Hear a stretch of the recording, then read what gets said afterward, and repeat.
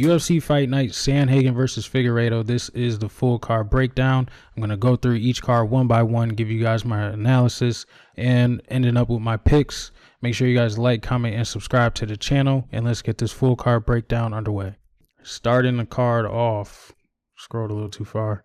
We got Juliana Miller taking on Ivana Petrovic. Yikes. I am picking Petrovic in this fight. Looking at Juliana Miller, you know, she's got a 3-3 record. She is a Ultimate Fighter winner. I prefer Dana White Contender Series guys over, you know, Ultimate Fighter winners. But she is also coming off of this KO loss, knockout loss to SANTOS.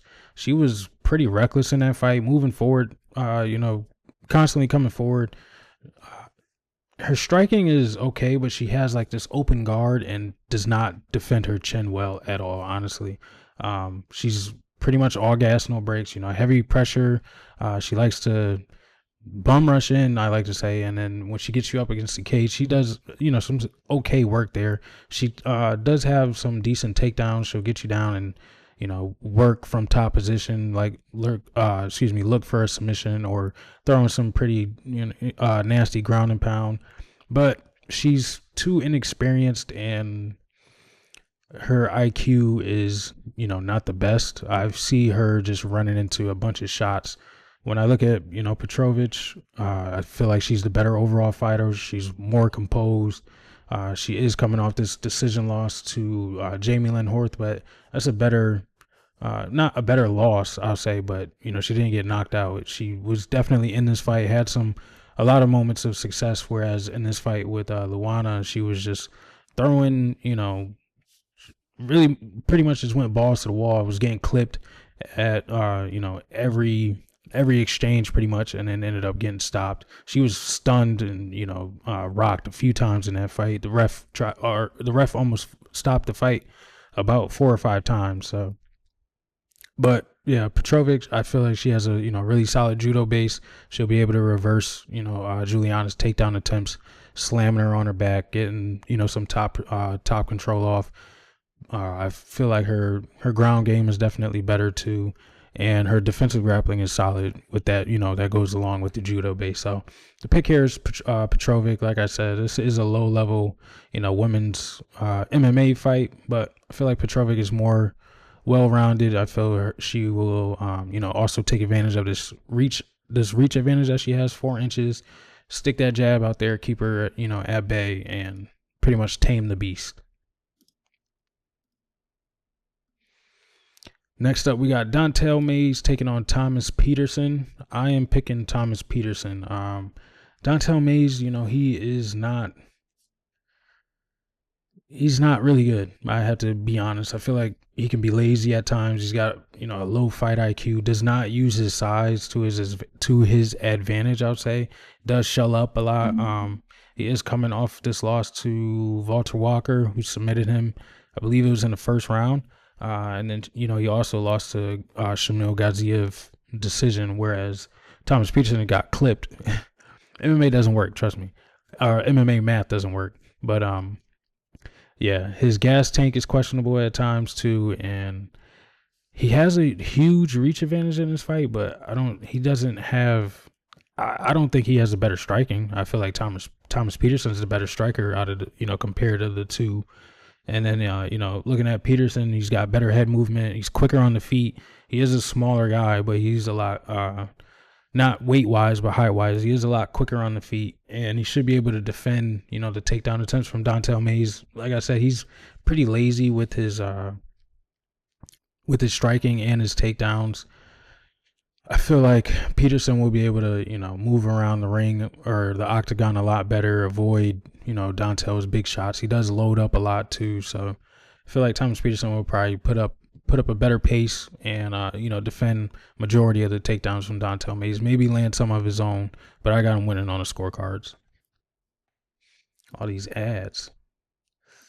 Might have to pay for I don't know. What do you guys use? Let me know in the comments. What you guys use? An ad blocker? You got to pay for Tapology? I don't know. What's going on? Next up, we got Gaston Belanos taking on Quang Lee. I'm going Gaston Belanos. Looking at Lee, you know, he's a decent striker, maintains his pace throughout the fight. He's got decent hand speed. He's not, I feel like he's not exceptionally good at any one thing. He does, you know, a lot, but I can't, you know, focus. I feel like he doesn't focus in on one thing: striking, wrestling, you know, jujitsu. I feel like he's just not locked into one. He is willing to grapple, and he does come forward without a plan at times. Like he'll jump into the pocket without throwing a strike, and you know, leave his chin exposed and get clipped. Chris Gutierrez was able to expose that as well.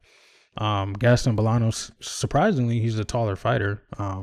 He is a pretty short guy. They got him listed at 5'7", but he does not look 5'7". If you look at the fight with Romeois, he didn't look that much larger than him, and I believe Romeois is like 5'4".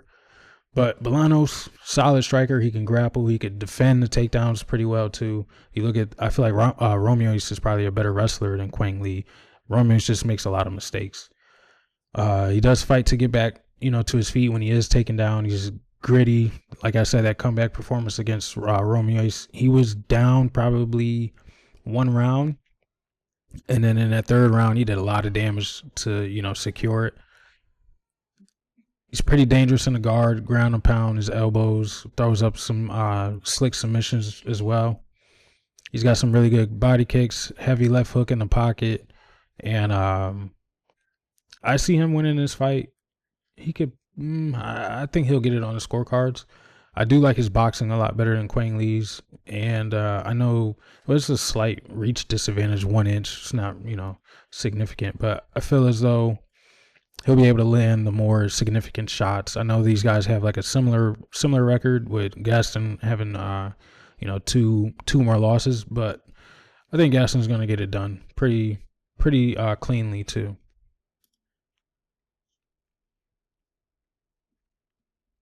Next up, we got Marina Rodriguez taking on Jillian Robertson. I'm picking Jillian Robertson. She's a big favorite, minus 280. Marina plus 230. Looking at Marina, you know, she's a solid kickboxer. She's got, you know, some good kicks, her hands are pretty clean. She's got a long, lanky frame. Her hands are pretty active. She's got a really quick 1-2, but she does overextend her shots at times, which can lead to her getting taken down. She does cut the octagon off pretty well, but she does lack IQ, you know, when she's defending takedowns and trying to fight back up to her feet. She will ultimately stay there, you know, on her back and get controlled. That's what happened in the Yasmin Lucindo fight. And Jillian Robertson, you know, she's pretty nasty. She's a nasty grappler. She's got 9 wins by submission. I believe most of them are in the UFC as well too. She does she likes to like lull her opponent into thinking it's going to be a striking match, and then she'll shoot for the takedown and secure it. She does have she does garner a lot of control time. She will hunt for that submission. Like I said, she's got 9 wins by submission, and her striking continues to improve. So I don't think she's completely out of this fight when it's on the feet. And her transitions from, you know, submissions are pretty smooth. This win over, was it the Pinheiro win the Viana win? I feel like this is like a similar matchup. Marina's probably a better striker than Polyana Viana, but her ability to she transitioned from like mount to rear naked choke, or mount to arm triangle quick as hell, and I feel as though she'll have that, you know, ability, or she'll be able to do that with Marina Rodriguez too. And good performance from her. I expect a good performance from her. Submission, probably like 2 rounds. But yeah, going with Jillian Robertson. Next up, we got Azamat BEKOEV taking on Ryan LODER. This is a close fight. Odds are pretty wide. I am going with BEKOEV. I feel like he's the better pressure striker. He does have, you know, thudding knockout power. He can also find the submission. He's got a lot of finishes on his record. He's got that knockout over Zach Reese in his debut.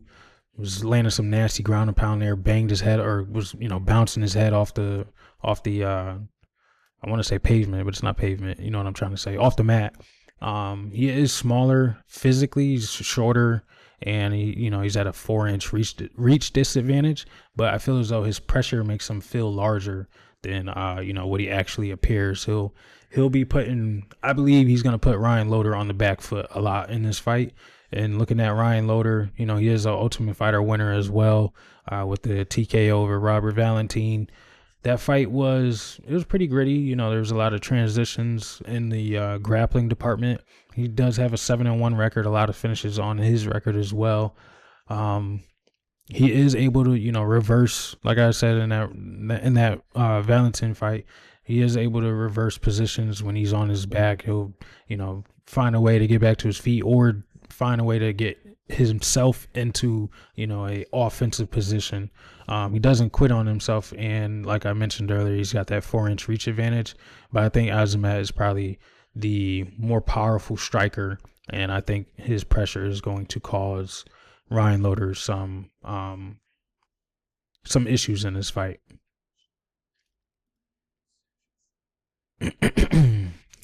Next up, we got Yana Santos taking on Miesha Tate. This is a really, really close fight. Both of these ladies are coming off essentially the same amount of time as far as the layoff is concerned. Yana 8 months ago, but really it'll be what, nine months, and then Miesha Tate a year and a year and 5 months. But realistically, it's about the same amount of time. Neither one of them have had a fight booked since then, so they haven't. Well, I don't know if they've been training, but they weren't training for a fight. They probably just been in the gym doing whatever they usually do. But I'm gonna pick Miesha Tate up until I see the weigh-in, see how they come in on the scales. Miesha Tate, she's on the longer layoff, but I feel like her championship experience is gonna carry her in this fight. Yana Santos has fought for a belt against Chris Cyborg, but I feel like, Chris Cyborg fights one way and Miesha Tate is better than Yana Santos all around. I feel like her wrestling is going to give Yana Santos a lot of issues. Yana Santos does defend takedowns well, but like I said, Miesha Tate's championship experience, I feel, will be able to find a way to get her down, and her transitions on the ground are, elite. Not saying Miesha Tate is a championship fighter right now, but like I said, her experience should, give her enough capabilities to win this fight. She's got some. Miesha Tate does have, some gritty ground and pound too. So if she is able to get Yana Santos down, I believe she will, score a lot of damage there, and should be able, or should more than likely it'll be a scorecard victory. Yana Santos, she is a solid kickboxer. She stays mobile. Like I mentioned, she defends the takedowns pretty well, attacks the legs and the body well. I like how she, mixes up her striking. She shoots the leg kick, shoots the body kick. She'll even, throw like a hook to the body, things of that such. But she does like to avoid grappling at all costs, and I feel as though Miesha Tate will be able to exploit that. I don't think she'll be able to, stay on her bike for the entire 3 rounds against Miesha Tate. But yeah, it's been a while for Yana Santos to fight somebody of this caliber. I'm not saying Miesha Tate is, a championship level fighter right now, but when that championship level DNA is in you, it's in you forever for majority of fighters, not everyone. But I feel as though that's the case with Miesha Tate. She looked, really good in her performance over Julia Avila.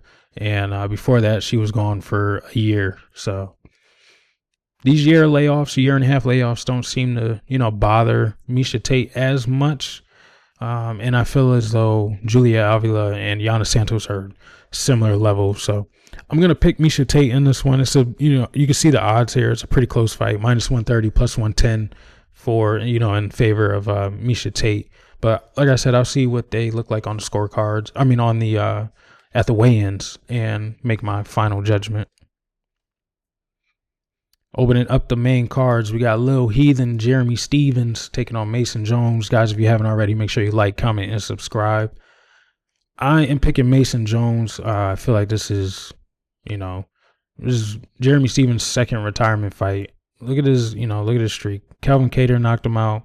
Gamrot submitted him. And then he went over to PFL, lost. He's been doing, BKFC, PFL, arm triangle to Nathan Schultz. Is Jeremy Stevens, I'll give him a puncher's chance. That's about all I can say about him. Mason Jones is younger, more athletic, less wars, faster, stronger, bigger. Um, he's got a 3-inch reach advantage, and I feel as though this fight is either going to be a Mason Jones knockout or a 3-round domination. His win against, I went back and watched the Mike Davis fight. He did really well in that fight. He did, end up leaving the UFC or getting cut from the UFC after this Ludovic Klein loss. Went on another tear in Cage Warriors, where he was prior to the UFC, and went on a tear in there. You can see strung together knockout, knockout, and then a decision win. So he was on a run over in Cage Warriors.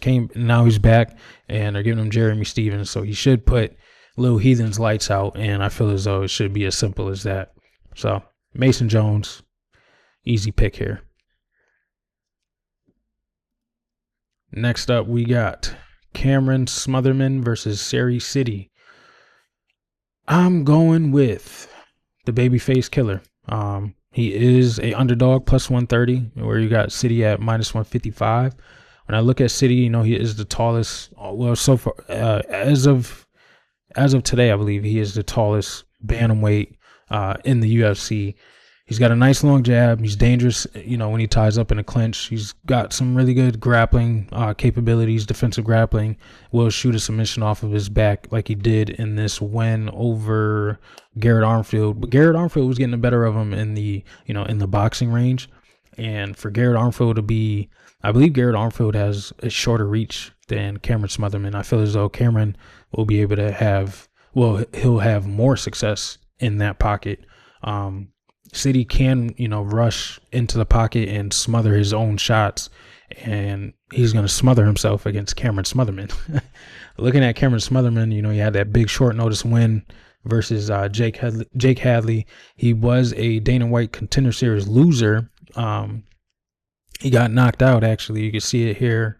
Don't even get me to pronounce this guy's name, but he got finished on Contender Series, won 4 straight. Look at this, TKO, decision, submission, decision, and this was the the victory over Jake Hadley. Called in on short notice, like I said. I look to him, made leaps and bounds of improvement, and he digs to the body well. He does like this slip and rip type of style.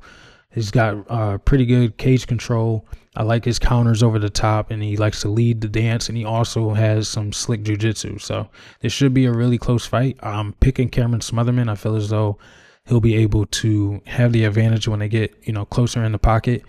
And I think I like Cameron Smotherman's power a little more too. So I'm going with, slightly younger fella, Cameron Smotherman, to find a way to win this fight. And I think this is going to be one of 3 fights that I'm really keeping my eye on for lock of the week. So picking Cameron Smotherman here.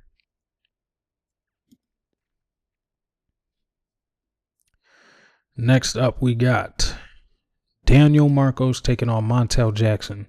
This is a banger. I posted it on my Twitter. If you guys follow me there at Fight Night Pick, or excuse me, at FN_picks. This is going to be a banger. Montel Jackson versus Daniel Marcos. I'm going to pick Daniel Marcos. So I know Montel Jackson does have about 6.5-inch reach advantage, but I feel like Daniel Marcos is too calculated of a striker to succumb to that. I feel as though he's got really good takedown defense. Montel Jackson doesn't really, wrestle much. He prefers to strike, as far as what I've seen. I feel like his Daniel Marcos' clinch work is really dangerous. He likes that rear knee. He's got that knockout over Alessandro Costa with it. Simon. I don't know why it was Alessandro. Simon Oliveira. He finished him to the body with the rear knee. He's got power in the right hand, shoots it right down the middle. He's very accurate, very clean with his strikes. His leg kicks are super crisp, sees everything coming, and that will be something to, you know, monitor in this fight. Montel Jackson is really fast, so that 1-2 that Montel likes to throw, I want to see how Daniel handles that. He does have solid takedown defense, and, you know, he fights the hands and controls the head to get back to his feet if he is taken down. John Castaneda was able to take him down in his it was 2 fights ago, but Castaneda only took him down for maybe like 30 seconds, a minute, if that. He was right back up to his feet and got right back on the pressure. He is a flat-footed striker, but when he lands, it's pretty thudding, and he can finish you. Looking at Montel Jackson, you know, he does have that KO win over Damon Blackshear. It was like 30 seconds, 1-2 right down the pipe, finished him. He's got this. I will say he has the speed advantage, can defend the wrestling. I don't feel as though there's going to be wrestling in this fight, but I just mentioned it just as if there is, you know, a point in time where they tie up and one of them decides to switch it up, because that could be something that they do. But I feel as though this is going to be a striking match for a majority of it. Like I mentioned earlier, he also has that 6-inch reach advantage, and he is about 3 inches taller. He does stand pretty wide, and I feel as though that lead leg is going to be there for Daniel Marcos to chop at, and that's definitely going to slow down his speed. And he does have pretty big hands for this division, so this is a really interesting fight. I'm leaning Daniel Marcos as of now. I want to hear what they both have to say at the media day and look at the weigh-ins, but I like Daniel Marcos. I feel as though he's a more cleaner, more polished striker, and I feel as though he'll be able to handle the reach disadvantage. This is a big test for him too. You know, he's a up-and-coming prospect that the UFC seems to really like, and this is a really good matchup. So really interested in this fight as well.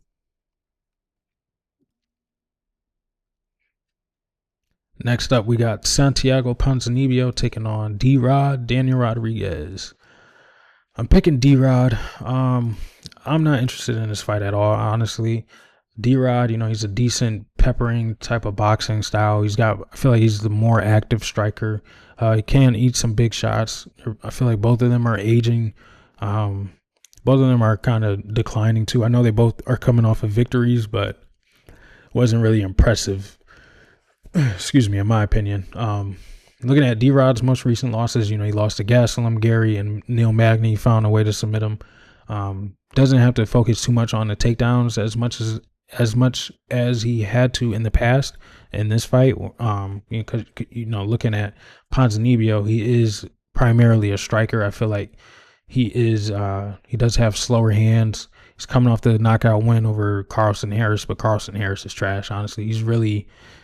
He's like a weird guy. He likes to like hop around a little bit. It's not the same matchup as a D-Rod.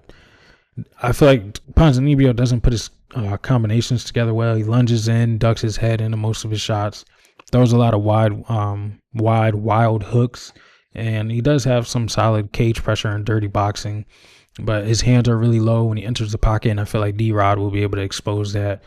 He's got a really good jab, and he follows it up with a 2, and I feel like he'll be able to find Ponzinibbio's chin, maybe, you know, get a knockdown, score a knockdown in this fight. But I'm picking D-Rod to. I hope this is like a retirement fight for both of them. I don't want to watch them fight for much longer. So, but I'm picking D-Rod. Maybe he finds a way to finish him. I believe Ponzinibbio was hurt in that Carlson Harris fight as well. Maybe my mind is, or my memory is a little cluttered, but this loss to Salikov did not age well. Kevin Holland, you know, knocked him out with a left hook, and then he lost to Michelle Pierre about 3 years ago now. But what's D-Rod's most? Yeah, Alex Morono decision. Alex Morono's kind of, but I would rank a win over Alex Morono higher than a win over Carlson Harris. So.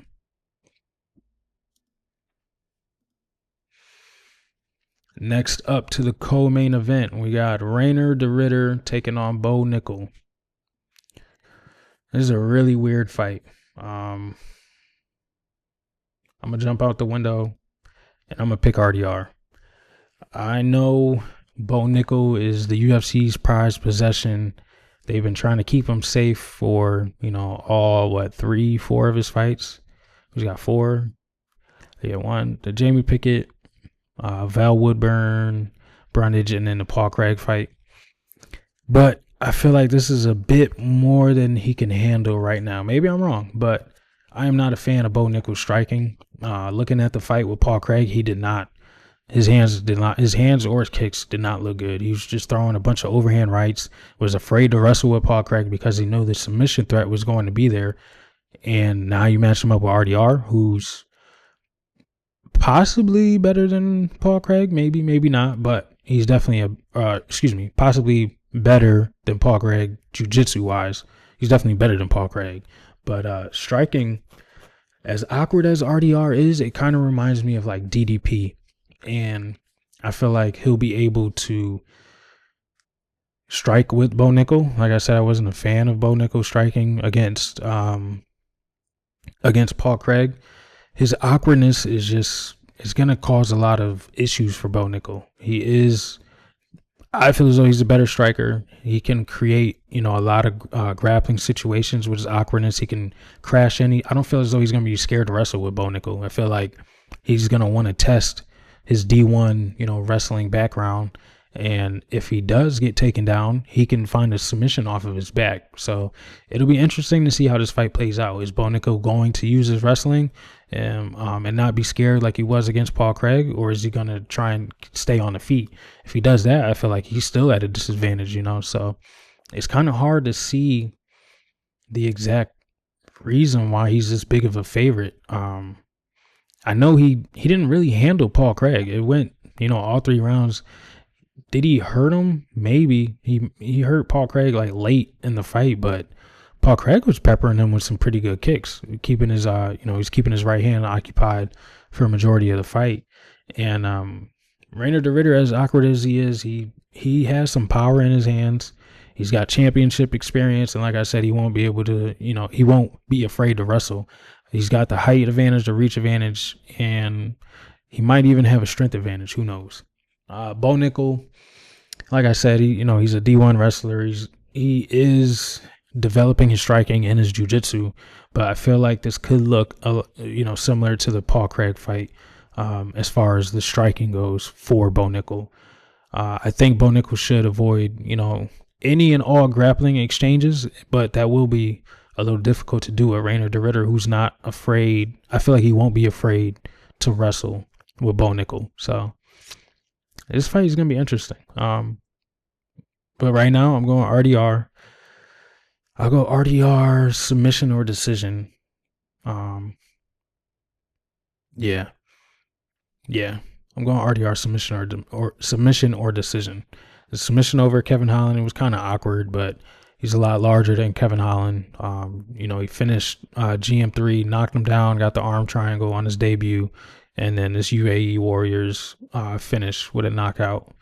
So I'm going RDR. As bad as some of these losses are a few years ago, I don't know. I feel it's just he's got more experience. He's bigger. He's got the better jiu-jitsu. He's a champion, or a former champion at least. And I think he's a better striker. As awkward as he is, I think he's a better striker than Bo Nickel. So we'll see what what the line movement ends up doing throughout the week. I kind of want to check it now. Let's just check it now.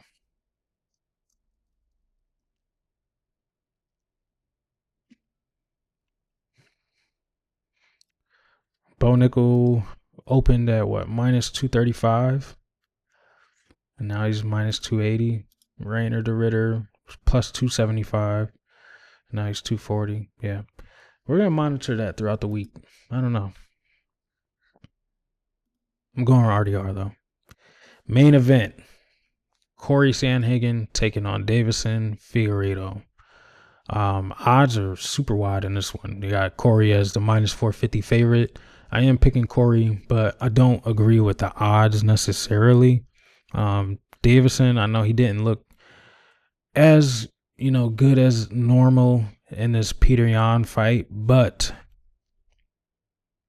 I feel like Corey Sandhagen will be able to replicate a lot of the same success. They kind of are similar, Corey and Peter. Peter is probably the better boxer out of the two, definitely.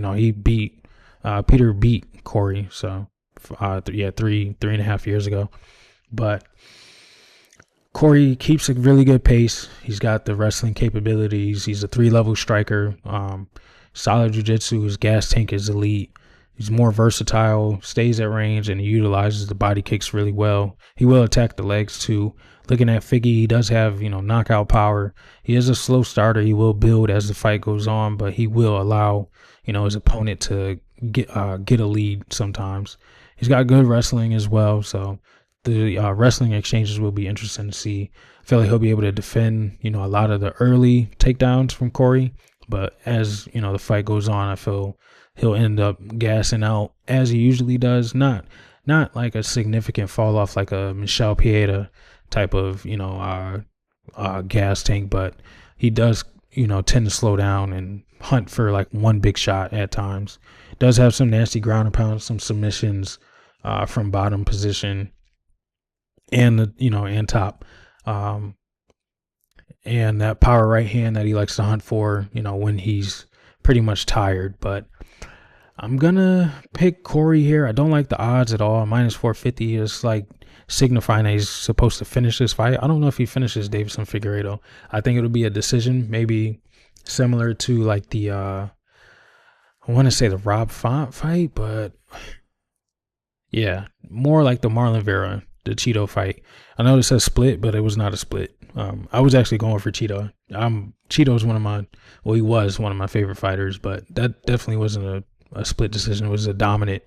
It should have been like a 50-45 for Corey, but I feel like it'll be a similar type of fight. I don't think he's gonna finish Deiveson. Pretty sure it'll be the striking exchanges early will be interesting to see if Deiveson will be able to land something. Corey does have pretty good head movement. Look at the Umar fight. He was doing okay, except the wrestling that Umar has was a little too much for Corey.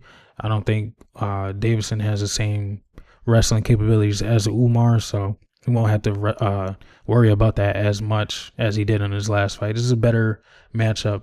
Umar versus Deiveson is a better matchup for Corey, so I do think he will have success in past like round 2.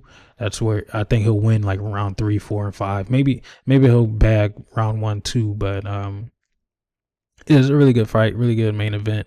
Strange to see the UFC go to Iowa though, out of all places. There, it's a homecoming for Jeremy Stevens, but I would not have picked Iowa to be a a fight night for the UFC in 2025. But good to see that they're finding more places to host events. So really interesting to see. But that is the full card breakdown for UFC Des Moines, Sandhagen versus Figueiredo.